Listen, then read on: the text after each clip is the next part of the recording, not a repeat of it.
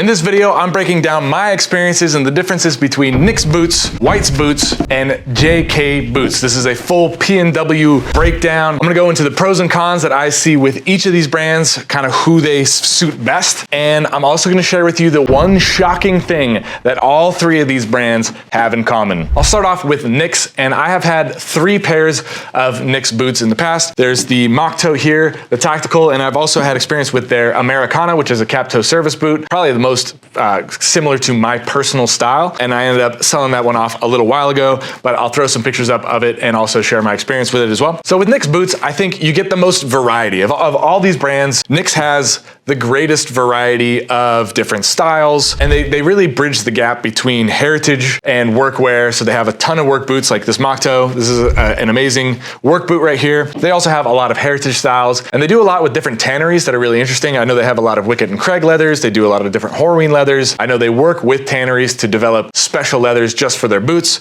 So that's not something you're gonna get necessarily with Whites or with JK. So if you are just like a big time leather nerd, then NYX is a really interesting brand for you that you might enjoy checking them out. Now, one of the downsides with NYX is that they do release so much that if you're not if you're not very knowledgeable about all the different, like what a last is and how a Munson last is different than this other type of last, it can kind of get confusing. I think that they do expect a certain level of knowledge from their customers. Sometimes I get confused on their site. I'd be like, what does that even mean? Not saying that's anything bad necessarily about them. That is just something that if you're not an experienced boot buyer and you don't know all the different bells and whistles, that might trip you up when you're on their site. And so that's something that's cool. Could be a downside, could be an upside. It depends on who you are. Really, in this video, I'm not gonna end up saying one brand is better than the other. I'm just gonna kind of lay out what I see from these brands to help you. So if you're deciding between these 3, the P&W work boots, that's a whole new level, both in terms of quality and in terms of price. So this is mainly just to like, all right, what kind of buyer are you? What do you want? And hopefully I can help you find what you want from these 3 brands. Now, probably the boot I wore the most from NYX was the Americana. I did have a hard time breaking that one in. Partially that was because that was one of my first P&W boots. So I was not, I was used to Goodyear welted boots, but again, you go to a P&W boot, it's a whole new category and they're absolute tanks. Probably the hardest part about breaking in those boots was the Horween waxed flesh leather. That leather is stiff. It does take a while. That wax, it is a stiff leather right out of the box. So, and there's a lot of leather. So that took me a while to break in. So I didn't wear them as often as I probably would have another pair of boots. But then I recently got their mock toe and I put up a huge mock toe video comparing a bunch of different brands. And this NYX is definitely the most durable mock toe I have ever personally seen or worn. And I will say, even for a heavy duty work boot, this was easy to break in. I didn't experience any discomfort at all with this boot, nor did I experience any discomfort with their tactical boot. Another thing about NYX that I think is really cool and really interesting is they're not afraid to try new things. They're very innovative. So this tactical boot, a lot of guys who are into heritage boots, they might not like this because this has kind of like a rubber or some sort of composite midsole, and then it's got like foam in the outsole. So some people might be like, oh, it's not all leather and cork or what, all natural materials, so they might not like that. But I think that's just a really cool thing to do. This is the most durable tactical boot that you can find. If you compare this to like an Oakley or any of those other tactical boots that a lot of like service members actually wear, it's a joke. These are so much more durable and insane compared to those. So I really like that NYX is so innovative and they're not stuck into just like, all right, we only make work boots or we only make heritage boots in a certain way. It's like, no, they just want to make really good boots and they're willing to take chances and take risks and do that. So that's one really cool thing about NYX. Now, I teased a little bit earlier that all 3 of these brands have something in common, and it's that they all go really well with a pair of Camel City Mill work socks. Now, right here, I have our best-selling lightweight. This has over 300 5-star reviews. We've had over 10,000 customers who work in the trades wear fatty work boots like this. They love our socks for a few key reasons. Reason number 1, this is Ironside merino wool. Most wool is a singles type yarn, which basically means it's one thread. If you think about a single piece of spaghetti, you just break that easy. We use a multi-plied filament, and so that makes it Ironside. That's kind of our proprietary secret sauce right there. And just like you get a bundle of spaghetti, it's way harder to break. Kind of the same concept if we're gonna talk about it in pasta terms. So basically, because we use Ironside merino wool, our socks are up to 50% more durable than normal merino wool socks. Plus, we have a double-plated nylon fortification in the toe and in the heel, and that is super, super helpful because those are the most high abrasion areas, and nylon is a super abrasion-resistant material. So because it's double-plated, you got a fat pair of work boots like this, you're crouching over, you're doing a lot of hard work. Well, you're not gonna get holes in the heel or the toe when you're wearing these socks. And I believe that so much that we actually back these socks with a 10-year durability guarantee. So if you get a hole in one in the first 10 years, send it back. We'll give you brand new ones free of charge. That's what we do. That's reason number one. Reason number two, they definitely help your feet stop sweating. That's one, because merino wool is the best sweat wicking material you can have in a pair of socks. It is 35% better than polyester or cotton at wicking sweat. Also, we have a really cool feature called the no sweat vent because we use that really durable Ironside merino wool. We can weave that vent up top a little bit thinner. That allows a lot of heat and moisture to escape, and your feet certainly won't sweat if you have a leather-lined or an unlined boot like a Nicks, a Whites, a JK, etc. Reason number four, these are 100% USA made, like all these boots. So if you enjoy a USA made pair of boots, you should definitely get a pair of USA made socks. And like I said, the lightweight, this is our best seller. It's the one I wear every single day. It's my favorite version. And because of the height of the sock, it definitely works with a 10-inch boot, 12-inch boot, 8-inch boot, whatever you got. Any order over $50, it ships for free. We also ship within 24 hours. So get your Camel City Mill socks now using the first link in the description down below. Now let's move on to Whites. So the first pair of boots I got from Whites is this Whites Packer right here. And then the second one I ended up getting is the Whites Perry. So honestly, I think of these three brands, I knew I wasn't gonna say like, I prefer one over the other. So what I like about Whites, and really where I think you should, if you're gonna get a pair of Whites, where you should focus on is one of their lines that has this sort of rolled welt. This is a really interesting construction, and I think I'm pretty sure Whites is they're definitely the only brand I've ever seen that on a commercial scale does this sort of rolled welt, which in a way is a very interesting, it's almost like a Goodyear welt with stitch down at the same time. And it's a super labor intensive process. They do it by hand. I went to White's in Spokane. I visited their factory. I saw a worksman like doing this, and I was kind of blown away. I didn't even know this is a way you could make boots. But White's is the only one who's still doing this. So if you're gonna get a pair of Whites, honestly, get one of these boots that has this sort of rolled welt. It's a very unique look, and you can kind of just tell by looking at any of the pictures online if it's done in this way.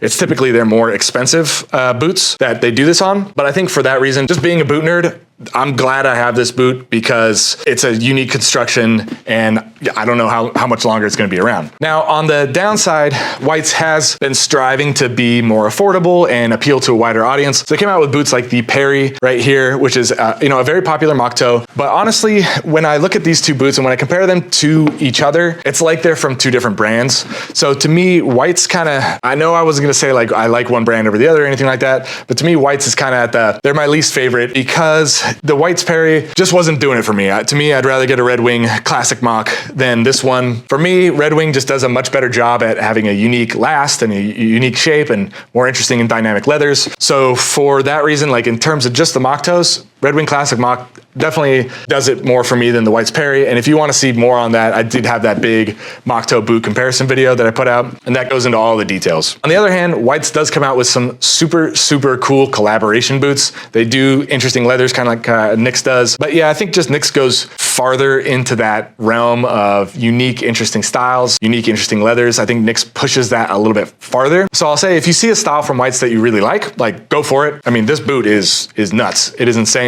And like I said, with that rolled welt, like that is something super unique and something I really love about White's, and you can only get it with them. So that's a really cool reason to go with White's. Plus, I think their lead times are lower if they even have them. They have a lot more in stock, which is a big benefit to shopping with White's if you're comparing all three. And then lastly, I'm gonna talk about JK Boots. JK Boots, this is their Climber, which is very similar to their Super Duty boot. It's got a couple bells and whistles that make it unique for arborists and people who do tree work. So I have the Climber, and then I also have their OT. So I'll put up some pictures of me wearing the OT as well. So I did end up giving the OT to a friend because he needed a pair of work boots pretty badly, and the OT is my favorite work boot. So even though I did give it away, like it was my favorite work boot, and I loved wearing it. The reason why I like the OT, say compared to the Super Duty or some of these other boots that are like really, really heavy duty work boots, is like when I work in the backyard, I'm like chopping a log. I'm not out there for 20 hours being a wildland firefighter or anything like that. So I don't need like the heaviest work boot of all time. time, why I like the OT and why it's my favorite work boot. And I think this is something unique and innovative that JK is doing,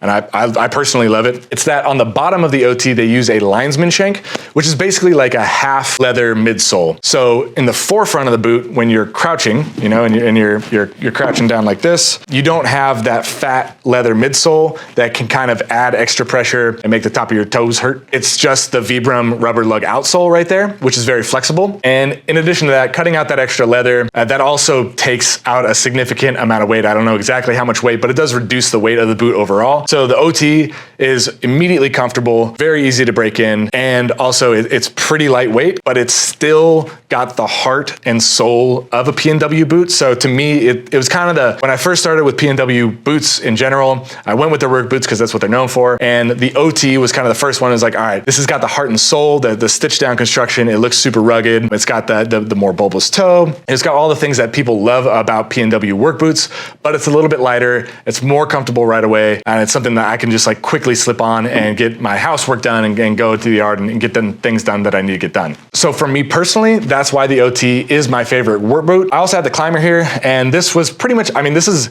an incredible boot. I don't ever really wear it because it is like the fattest work boot, and it's got this fatty composite toe. It's got the huge leather midsole. It's got the amazing stack leather heel. You know, it's a tank, dude. This thing is heavy. This thing is awesome. I just don't personally have any use cases for it. That's not like a knock against this boot at all. It's just, you know, I type for a living. So typing is not particularly physically arduous work. But another cool thing about the Climber boot is it does have the lineman's patch right here, which is basically just another piece of leather sewn onto the upper. And that just, if you're wearing gaffs climbing a tree or climbing a pole or anything like that, that just kind of helps the gaff not rub and destroy the inside of that boot. That's just another piece of leather, kind of like a cap toe, but just right on the side. So that's a cool thing.